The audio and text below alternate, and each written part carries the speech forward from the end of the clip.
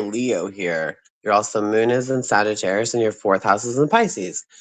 This means your mother may have neglected you, put you in foster care, make you been taking walks, been taking care of all walks of life. She'd rather do get wasted than take responsibility for you. But she showed you unconditional love and forgiveness. You had to learn forgiveness through her, and also she traveled you around everywhere because you have moon in Sagittarius. Your Saturn in Sagittarius means you're just learning about lessons, about lessons, about lessons. You're not really having a hard, horrible life, and you are just learning about that.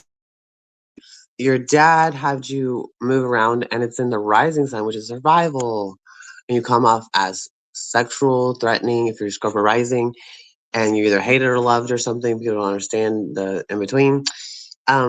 Would be your rising sign, and okay. Your 10th house is in Virgo. This is your public image and how you are on cameras and stuff. That means you're unapproachable. You'll seem like you're stuck up, but you're Prada, but you're like a working person, and no one's like they cannot reach you, and they think you're stuck up out in public. But when you come home, you're like this hippie, unconditional loving, more laid back type of person at home, more creative and all that good stuff, emotional. But in the public side, you're like, I mean, you can't touch this. No, no, no, no. Kind of Virgo 10th house stuff, right? And just look more perfectionistic. And your third house is Capricorn. So that's your siblings, neighbors, and stuff. And it's how you communicate. So you might have challenges with that. And then your Mercury's in Virgo. So you think before you speak, analyze things or whatever. I don't know. That's how you're going to sound and communicate. Blah, blah, blah, blah, blah, blah. Okay. Your Mars is in Taurus. This is how you get mad, and it's your sexual expressions, and that's how you get angry and stuff at people, whatever. It means that you don't like to get mad. You just don't want to eliminate the pleasures in life. Someone might buy your Girl Scout cookies. You don't want to get mad, but someone nitpicks at you, nitpicks at you, nitpicks at you. Like, you know what? You don't want to mess with me, yo. It don't mean to nitpick at me, but once they do nitpick at you, thinking that you're just gonna not be phased by it and be relaxing, all great, you scold them, and they wish they never mess with this Mars and Taurus, because they have the wrath of God in you, because God chose the ox to pour the anger out on the people, because it's so patient and stable. They didn't choose no Leo lion to pour that anger. They didn't choose no Scorpio to pull that anger. But when you decide to pull out your anger, it's like the wrath of God, bitch. Y'all look out. And then you have Venus in Leo, which means love language. It means you are super generous in love, and you want a story about how you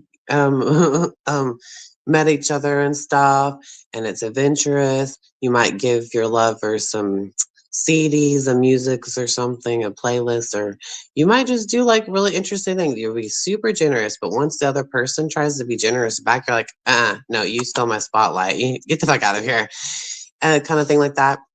And then you have Lilith and Aries. This means it's now or never. People don't want to see you be repulsive in your face or be like active and like, just be yourself, kind of thing, but you just be proud and arrogant and do it anyways. And you have to live in the moment. Like, be a hero, like, quick, now or never. That's your motto. You gotta live now or never. Uranus is in Leo. You're unusual and futuristic ideas will get lots of attention for it, and your performance and stuff is good. And your Neptune's in Scorpio. Your Pluto's in Virgo, so when you isolate yourself, you like to do chores or something and analyze things. I don't know, organize things. Oh, your North Node is in Libra. You are meant. This is what you're meant, and you lack. You are meant to be married, have a relationship. You came here to gain this, and it's what you lack. And then what you give to the world is Aries, how you survive and how to be a leader, and who you are, something you teach people, something like that, help them yourself. But you came here to learn Libra, which is meet the needs of others, which is being in a relationship. Marriage is your purpose. You're in it whenever you're in this expression. Okay, it's in one X1. What is this? Also, you're in your purpose right here. Ooh, it's in Libra, so you're everyone's beautiful friend, fake, hypocrite, embarrassed friend you will gain after your selfishness was over with and you teach that to the world how to be a leader because you only been yourself and you can be, that's where you comfort yourself back to being single or something. But that is what you already accomplished. You came here to gain this Libra thing. The balance in relationships, the marriage and stuff, and it's part of your purpose that you lack. You also have Jupiter in Libra, which is luck, higher learning. You can get relationships in your life. You can have many opportunities to get married and all that type of jazz. You also have a fifth house Aries. You might have a sun if you have anything that like that is burn. Then you have a sixth house in Taurus. Guess you're financially secure minded every day with your chores or something, and it's all stable and all this stuff.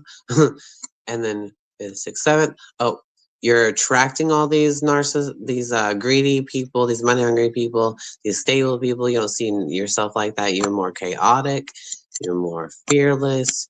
You're more Scorpio shielded. But also you have Sagittarius in your rising sign, which is your Saturn. So you'll look like your dad in the face because your Saturn is in the rising sign.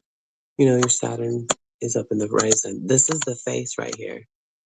That's the first house ruled by Aries, but you have Scorpio, and then your right eye. Everybody's right eye is ruled by Taurus. This is the second house, which is the right eyeball. So you look like a happy-go-lucky clown with this eyeball, and then it will be expansive and wanting to learn. And here is your other eye. It's the soul and the feet. Sex, death, transformation, and rise above the phoenix. So if you want to threaten somebody or seem more scary, look at them with your left insecure eye, because this will be the one that will scare them off or sting them, because it's Scorpio, manipulate them. Yeah, I suppose with this chart. And you're everybody's beautiful friend, and you friends with your lover.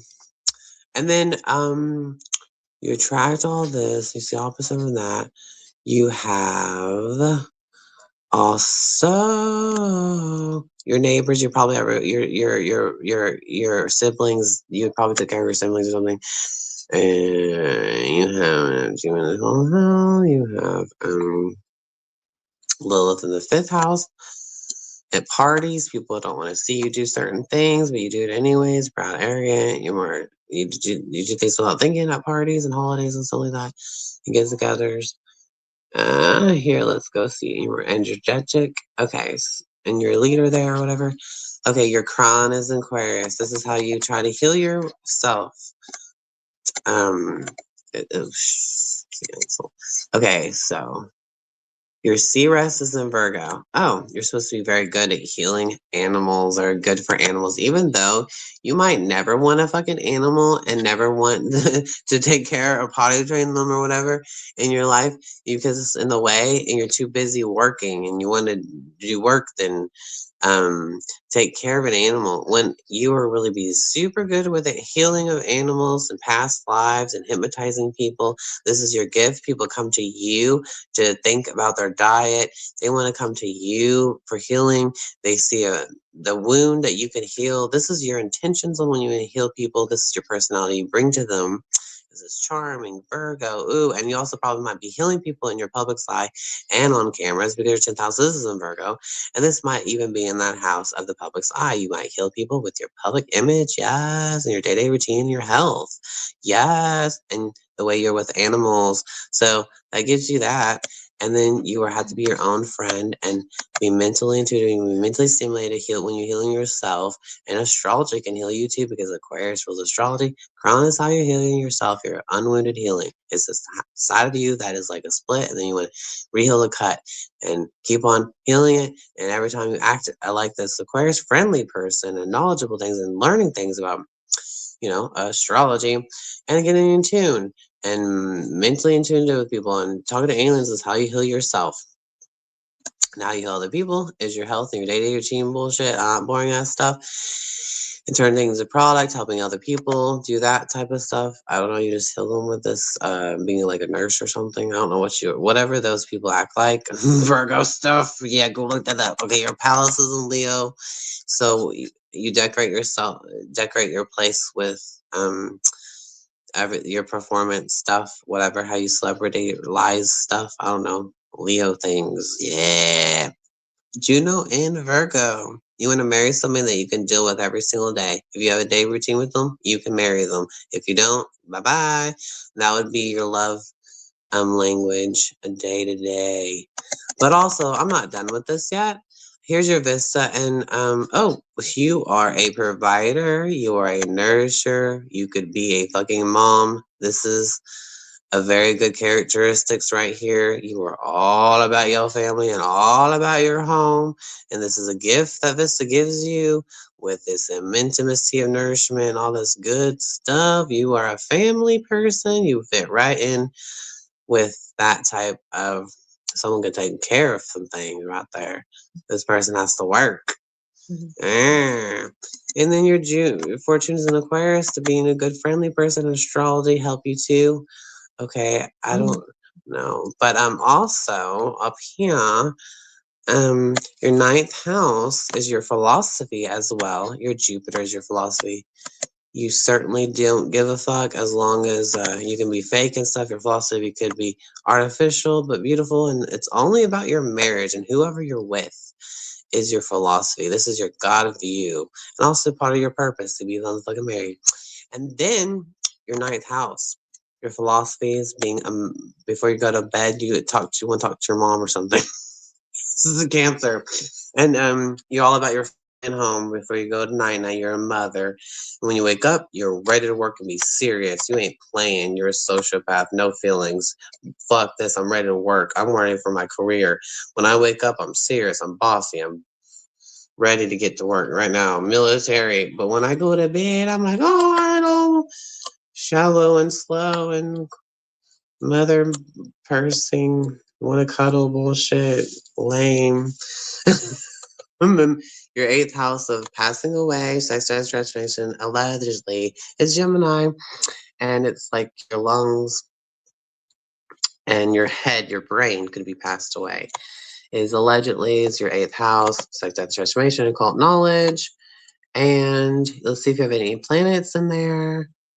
You do not. So it's just the brain and the lungs. We don't know what age. For what? The passing away. Oh. The brain and the lungs is what's sensitive to the area of the cause of the passings away of this person. So the lips, the lungs, the hands, and that brain. That's a lot of parts. That's a lot of parts that could happen to it. Could. And yep, in your mind could all be Alzheimer's as well. Could be on types of things, but we don't know. And it also could be veins or something like that. And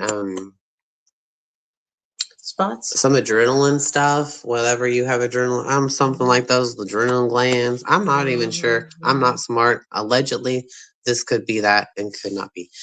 But that's the story of, that's the glory of love. But it's really cool. You have fourth house Pisces, which Yoleva has fourth house Scorpio. That means you could be somebody's best friends at home and in the public's eye. You have a flippy harmony way of doing things, different ways of doing things in public eye completely too. And yeah, it means you're stuck up and unreachable, unapproachable. Ain't nobody, you can't judge us. No, no, no, no. But when you go home, you're really more happy, more Pisces and nicer and sweeter and more open and stuff like that, and spiritual, delusional. And you want to just like, yeah. And then when you're out in the public's eye, you're a kin, you're a basic bitch, you're angelic, charming, woo, all types of shit. Looks like a stuck up bitch. No one knows. When you brought someone home, you love them. They're their soulmate. And they're unconditional loving and forgiving. And it's like, oh, it's so better. And then public's eye. there's a different story. And you heal other people with this public eye. Everyone comes to you to be seen with you. They could be healed by you because of your reputation. This is also an indicator your CRS is being in probably in the 10th house. It means that you could be acting as the boss, but you're under the boss, but the boss copycats off you. And they treat you like the boss, but you're under them. And that's what sucks about that problem. But then again, you're the one doing everything for other people and your 10,000, whatever, your career or whatever you're doing. And you're always complaining about you do it better because they can't. And that's how you should be that way. So deal with it. And then it means since all this is together like that, yeah, your CRES is pretty big deal, and your Vista, that's pretty nice. You can own a family, have your whole Sims game playing out for you. Yep, this ain't a weak chart. You ain't gonna come off as weak. You're gonna come off as ruthless, fearless, scorpioness, ready to change. And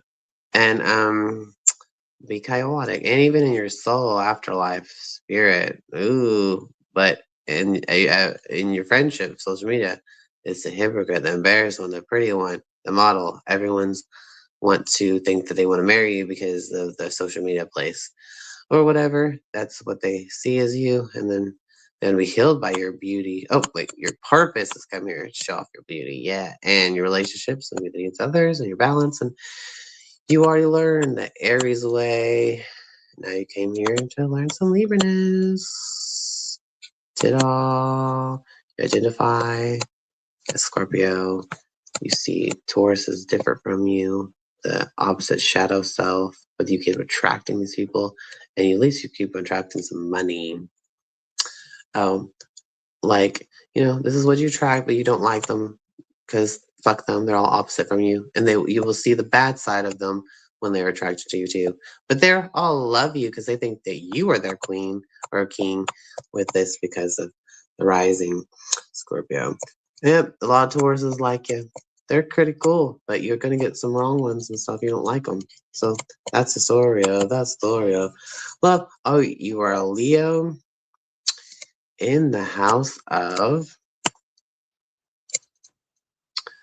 the 1V. Oh, the ninth house. Okay, yeah, so good. Put your preachiness out there.